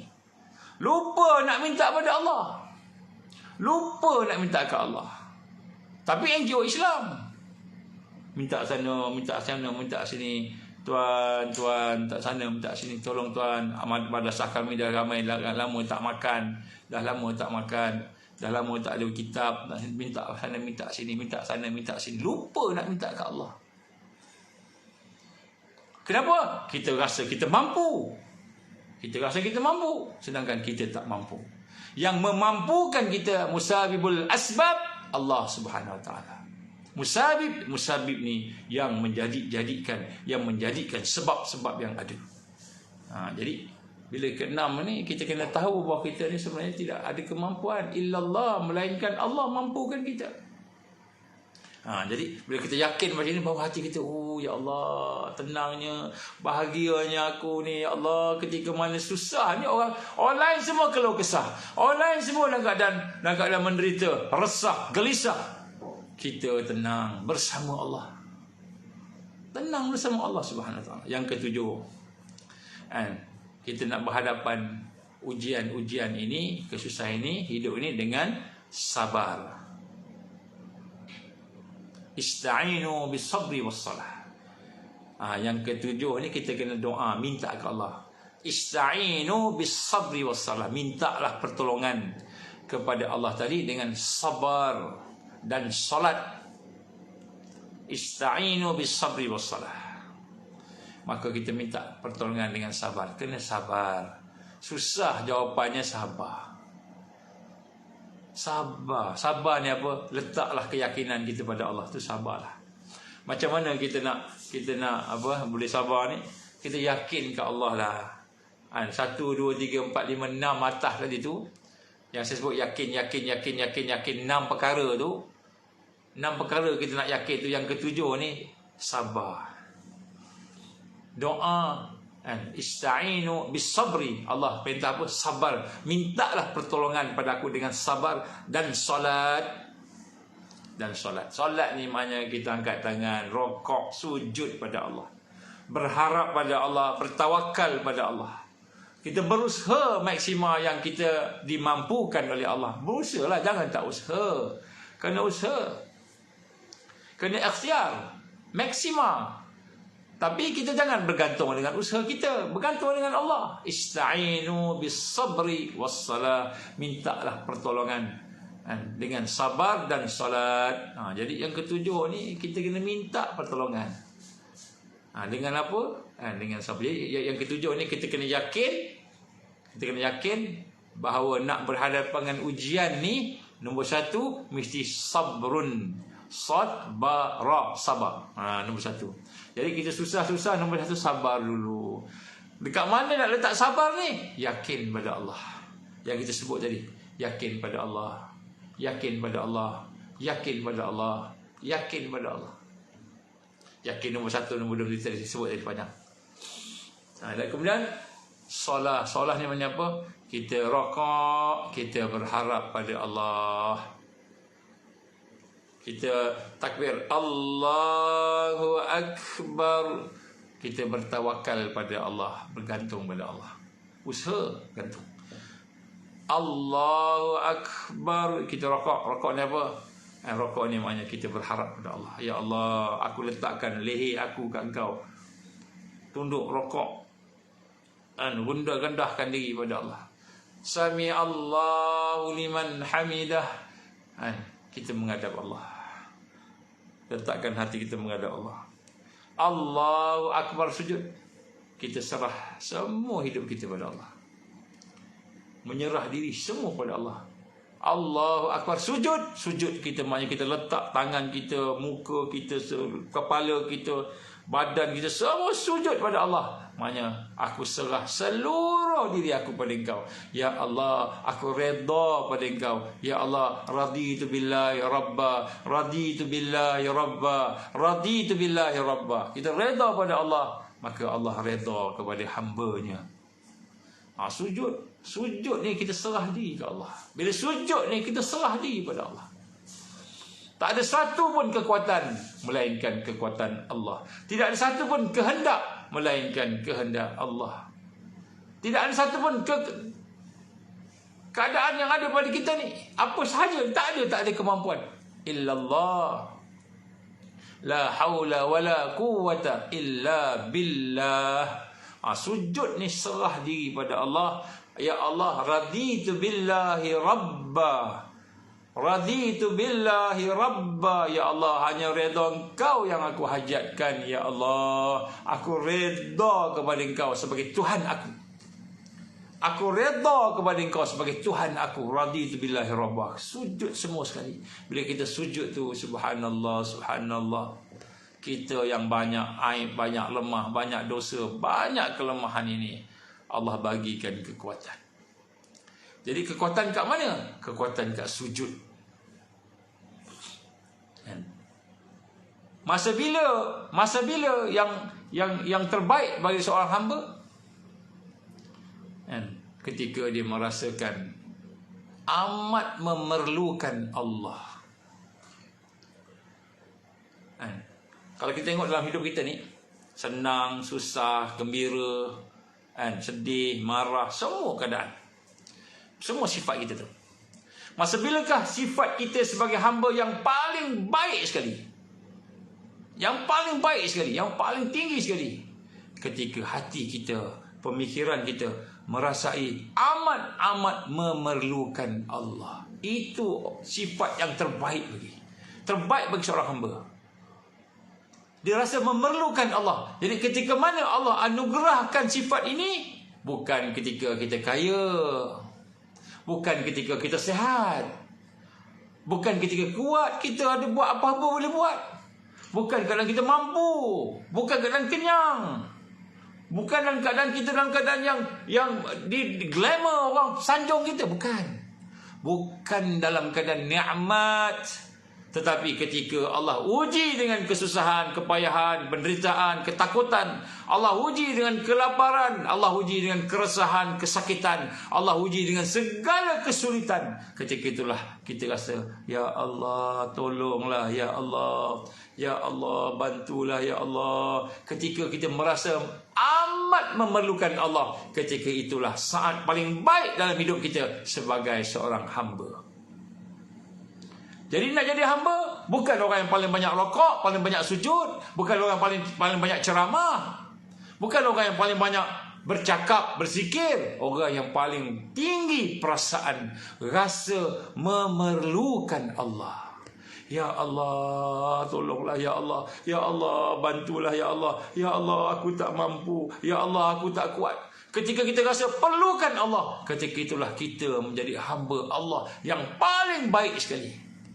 Jadi ketika itu doa mustajab. Jadi masa bila Allah bagi ni? Masa rasa tak mampu ni, masa rasa perlukan Allah ni, ketika kita diuji dengan kesusahan, kita diuji dengan bencana, kita diuji dengan ancaman, kita diuji dengan kepayahan. Ketika itu kita serah diri kita pada Allah, sujud pada Allah. Ya Allah, aku tak ada apa dah ya Allah. Aku tak ada apa dah ya Allah. Hanya Engkau sahaja yang aku ada ya Allah. Kita menyerah pada Allah, rendah, tunduk, tawaduk, tadaruk kepada Allah. Kita rasa rendah diri kepada Allah, kita rasa memerlukan Allah, tadaruk kepada Allah. Kita minta ke Allah, masa itulah kita sebagai hamba Allah yang sebenar. Hari ini kita boleh makan, sebab tu kita tak kisah. Kita boleh minum lagi, kita ada duit lagi, kita tak apa. Kita rasa duit semua ada, dunia ada, kita rasa tak ada kesusahan. Jadi tuan-tuan, tajuk ni subhanallah. Kita tangguhkan koopirasi ni malam ni. Patutnya di koopirasi saya kata kita minta tangguhlah, kita buat tajuk musibah. Sebab kita tahu kita akan berhadapan dengan musibah demi musibah demi musibah. Allah uji kita dengan kesusahan-kesusahan. Mungkin Allah uji kita dengan kepayahan. Pada masa itu kita amat perlu pada al-iman, yakin. Kita perlu pada al-iman. Baik, Allah gambar apa? Ud'uni astajib lakum. Doalah kepada aku akan kabulkan doa kamu. Jadi di mana ud'uni ni? Di mana doa bukan masa kita dalam keadaan doa lalai-lalai. Tak, masa kita memerlukan Allah. Masa kita memerlukan Allah tu kita berdoa. Masa itulah subhanallah, subhanallah. Ya Allah, ya Allah, kamilah lemah, Engkau lah yang kuat. Ya Allah, kami tak ada apa-apa, Engkau yang maha mampu, yang maha berkehendak. Ya Allah, kami tak ada kehendak, Engkau lah kehendak. Apa Engkau bagi kami terima, ya Allah. Itu ud'uni. Mintalah dalam keadaan rasa tadaru'an. Tadaru'an ni memerlukan, rasa fakir. Astajib lakum, aku akan, Allah kata apa? Dia akan perkenankan. Jadi perkenankan tu bukan doa biasa-biasa, doa yang hatinya merasa memerlukan. Ini kita kena tengok hidup kita ni dalam banyak doa ni, doa mana yang kita betul-betul rasa memerlukan Allah. Baik. 3 perkara yang saya nak sambut sini, sambung sikit lagi ni. 3 perkara yang saya nak minta sama-sama kita tengok kepada mereka yang membantu sahabat-sahabat kita dalam bencana. Pada sukarelawan. Nama kita Angkatan Sukarelawan Rakyat, kan? Ansar. Jadi nama kita Angkatan Sukarelawan Rakyat. Jadi sukarelawan ni ada 3 benda ni minimal kita nak kena ada adab kita.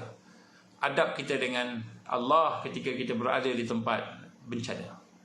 Yang pertama sekali mesti al-ikhlas. Maksudnya kita pergi sana janganlah niat kita nak dapat masuk dalam TV. Janganlah niat kita nak jumpa dengan YB. Janganlah niat kita nak apa-apa sahajalah ghairallah, selain Allah. Nombor 1 al-ikhlas. Jadi kalau kita nak menjadi orang-orang yang membantu di jalan Allah ini, mesti ikhlas. Ikhlas ni apa maknanya? Kita tak nak apa-apa illa mardatillah, kecuali redha Allah. Jadi nombor 1 kita kena tengok hati kita. Kalau ada sebab nak nama apa, baik kita baliklah. Dia akan merosakkan amalan kita. Itu nombor 1. Jadi ikhlas adalah merupakan syarat pertama untuk kita pergi menolong orang lain. Sebab apa? Ada orang pergi sana dia nak dapat duduk bercakap dekat TV. Bercakap dekat ni, kami alhamdulillah, syukur pada Allah, alhamdulillah kami datang bersama dengan 10 van, semua 10 pick up membawa keperluan-keperluan semua sekali. Kami daripada Ansar sekian kan. Dalam hati niat nak berbangga-bangga. Dalam hatilah. Bukan tak boleh bercakap dengan press, tapi hati kena ikhlas. Kita cakap kenapa? Sebab kita nak menimbulkan kesedaran kepada orang lain. Yang pertama, saya syukur pada Allah. Allah izin kami tak adalah mampu sangat, tapi Allah bagi. Semua ni Allah bagi, alhamdulillah. Yang kedua, saya ingin mengajaklah sama saudara kita semua, supaya sama-sama tolong sahabat-sahabat kita kat sini. Saya ni pun tak ada apa pun, sama-sama dengan sahabat-sahabat kita, ramai lagi ni. Yang ketiga, kita kena buat sesuatu yang sekian. Jadi kita cerita dengan hati yang ikhlas, tak nak apa-apa kepentingan. Cerita pun sebab apa? Sebab kita nak galakkan orang datang, sebab kita nak ajak orang sama-sama beramal. Bukan cerita sebab kita tunjuk saya yang buat ni, saya buat tu banyak, saya buat bot ni saya yang usahakan, dah lama-lama kami buat ni, akhirnya buat training semua sekali. Jadi kami tahu ni, jadi kami dah baca dah bencana ni, ada hub lah apa semua, kami dah baca sekian. Jangan kita ujub, jangan kita rasa baik, jangan kita rasa lebih baik. Tengok orang tu miskin, tengok orang tu dah tak ada rumah, tengok orang tu dah pada kesan, kita rasa kita lebih baik daripada dia, lebih mulia daripada dia. Jangan. Kita kena ikhlas. Nombor satu, ikhlas. Apa ikhlas? Bersih daripada segala matlamat, melainkan mendapat redha Allah. Yang kedua, adab kita ialah kita kena berlaku ihsan. Dia 3 I. Yang pertama ikhlas, yang kedua ihsan. Ihsan ni apa? Tujuan kita datang ni, Allah pilih kita dan kita nak baiki diri kita. Nombor satu, kita tolong orang bukan sebab orang tu memerlukan pertolongan kita, tapi kita yang memerlukan amal untuk tolong orang. Kita perlukan, bukan orang perlu kita. Kita memerlukan amal ni. Kalau tidak, kita akan binasa. Maka kita rasa kita nak buat baik pada orang, maka kita memperbaiki amalan kita, buat yang termampu, tanpa kenal letih, penat, lelah. Ada kesulitan, kita sabar. Kita rendah diri pada kekuasaan Allah, tawaduk pada kekuasaan Allah, dan kita mohon kekuatan daripada Allah. Jadi maknanya nombor 2 ni al-ihsan. Ihsan ni apa? Ihsan ni maknanya kita buat baik semaksimal yang boleh. Bukan untuk kita ujub-ujub ada usaha baik. Kita bagi orang tu sebenarnya, orang siapakah yang lebih baik? Nabi kata tangan yang memberi lebih baik tangan yang menerima, kan? Itu dari sudut amal. Tapi di sisi Allah, siapa yang lebih baik? Siapa yang lebih dekat dengan Allah, tertingkat takwanya, tertingkat syuur abdi, perasaan hamba dia, maka dia yang lebih baik. Sebab tu orang yang memberi ni, apabila berlaku sifat dia bercakap-cakap, aku dah bagi engkau ni, engkau bawa macam ni pula, ya, dia mengungkit-ungkit, maka dosa besar pada dia. Allah tak terima amalan dia. Jangan dia mengungkit-ungkit, jangan dia bercakap-cakap, aku dah bagi engkau. Jangan kita rasa lebih baik. Kita tolong orang, kita rasa kita lebih baik daripada dia. Ni mesti maksiat ni. Ni mesti banyak balak. Balak ni semua mesti maksiat. Kita tuduh pula orang tu maksiat. Kita pula yang baik. Jadi itu banyak. Amal kita tu jadi korup.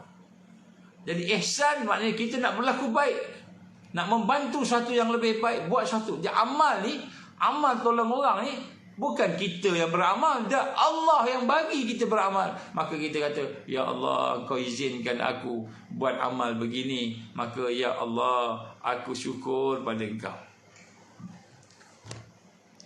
Janganlah rasa diri kita besar, bawa boat, bawa beg, bawa macam-macam makanan, kita rasa kita lepas.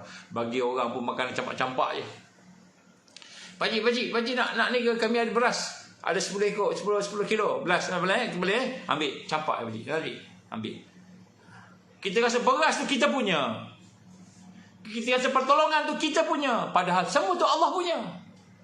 Semua tu Allah punya. Semua tu Allah punya. Kita bagi tu, kita buat amal tu bukan sebab kita lebih baik daripada dia. Tak, kita buat amal ni sebab kita memerlukan amal tersebut. Dan Allah izin kita untuk beramal. Allah izin kita beramal, pergi tolong orang, bantu orang. Kita pergi dengan buat hati tawaduk. Ni pakcik, saya ada buat beras sikit pakcik. Beras sikit, mudah-mudahan dengan berasnya ada barakah, Allah bagi pertolongan pada kita. Bawa pada Allah balik. Nanti dia nampak, ni balik, ni NGO Ansar bagi pakcik, Ansar. Kenalkan Ansar, tak kenalkan Allah.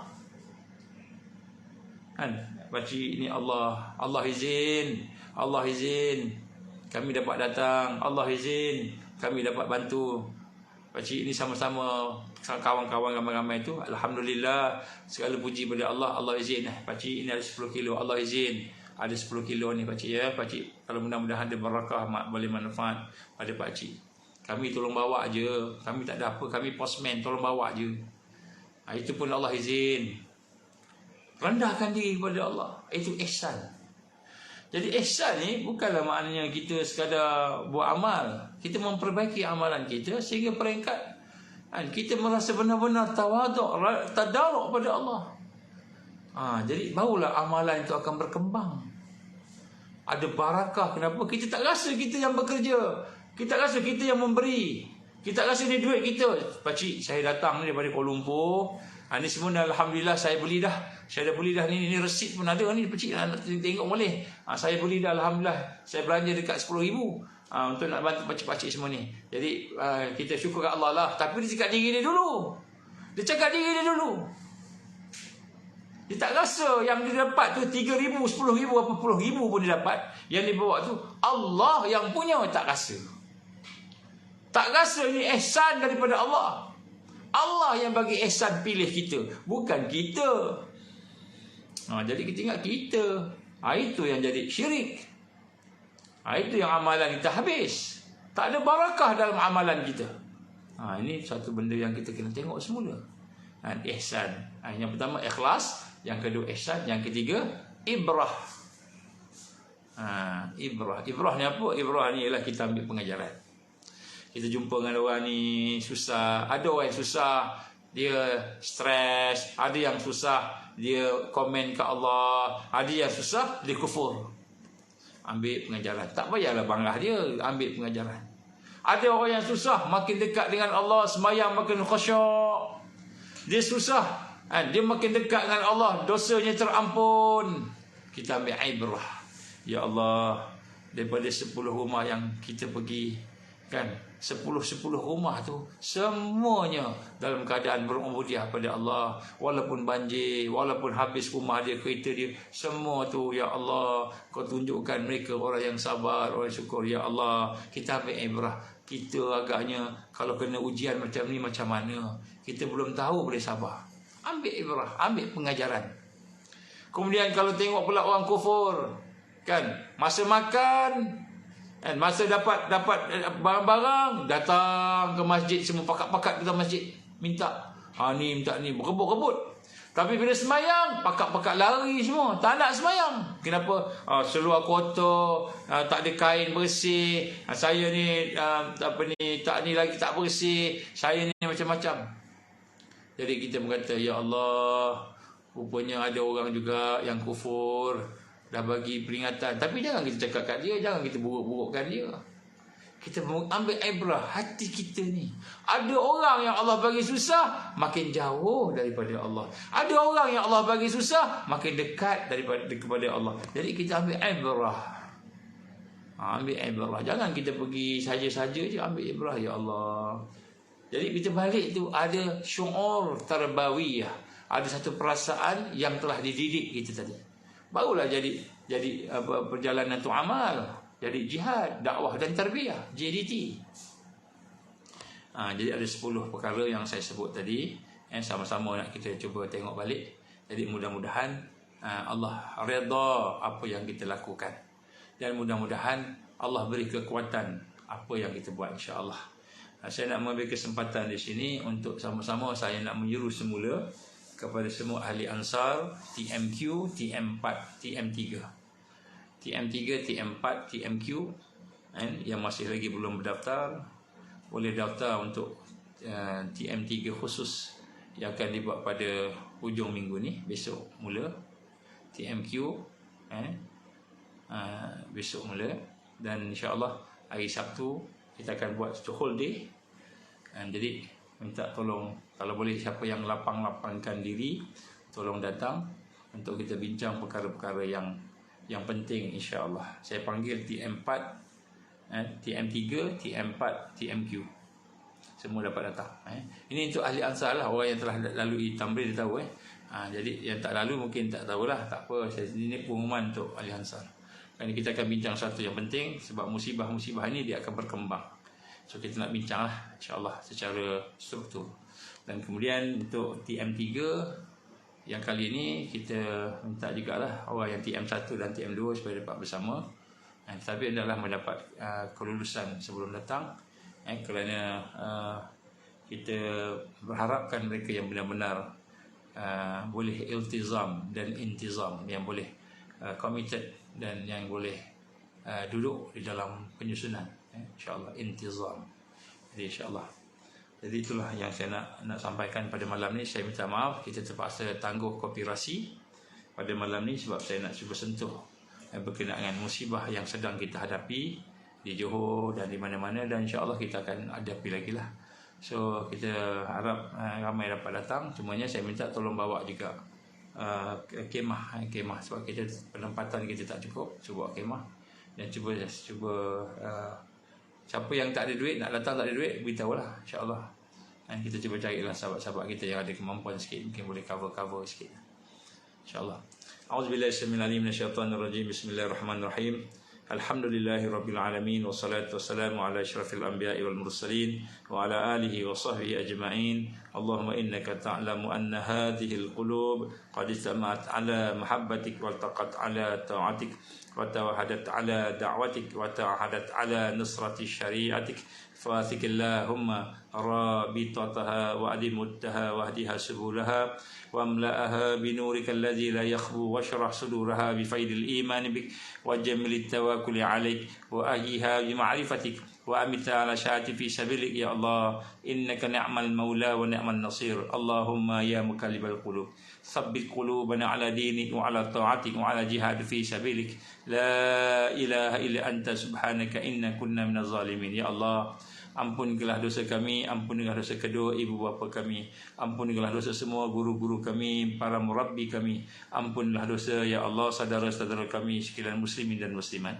Ya Allah, berilah kekuatan kepada sahabat-sahabat kami, saudara-saudara mereka yang berhadapan dengan musibah banjir dan segala musibah yang lain, ujian-ujian-Mu ya Allah. Berilah kekuatan kepada kami sekalian untuk bersabar di atas segala ujian-Mu ini ya Allah. Berilah kekuatan kepada kami untuk sabar dan redha dengan segala yang Kau berikan ya Allah. Rabbana atmim lana nurana waghfir lana innaka ala kulli syai'in qadir. Rabbana atmim lana nurana waghfir lana innaka ala kulli syai'in qadir. Rabbana atmim lana nurana waghfir lana innaka ala kulli syai'in qadir. Rabbana atina fid dunya hasanah wa fil akhirati hasanah wa qina azaban nar. Rabbana taqabbal du'ana innaka antas samiul alim wa tub alaina ya Allah innaka antat tawwabur rahim. Wa sallallahu ala sayyidina Muhammad wa ala alihi wa sahbihi wa baraka wa sallam. Subhana rabbika rabbil izzati amma yasifun. Wassalamun alal mursalin walhamdulillahi rabbil alamin. Subhanakallahumma wa bihamdika asyhadu an la ilaha illa anta astaghfiruka wa atubu ilaik. Bismillahirrahmanirrahim. Wal 'ashr innal insana lafi khusr illa alladhina amanu wa 'amilus solihat wa tawasaw bil haqqi wa tawasaw bis sabr. Saya minta maaf cakap panjang-panjang ni. Mudah-mudahan Allah ampunkan kelemahan kita insya-Allah. Wabillahi taufiq wal hidayah. Assalamualaikum warahmatullahi wabarakatuh.